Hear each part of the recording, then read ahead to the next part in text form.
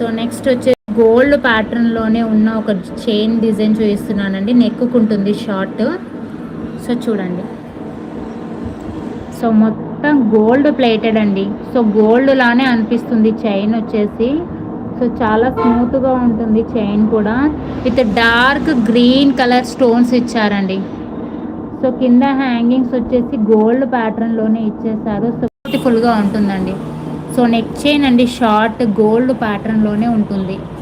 So చాలా సింపుల్గా ఉంటుంది, బ్యూటిఫుల్గా ఉంటుంది. విత్ బ్యాక్ చైన్ వచ్చేసి మీకు స్మూత్గా ఉంటుందండి. చూడండి, సో మంచి ప్రీమియం క్వాలిటీలో ఉంటుందండి.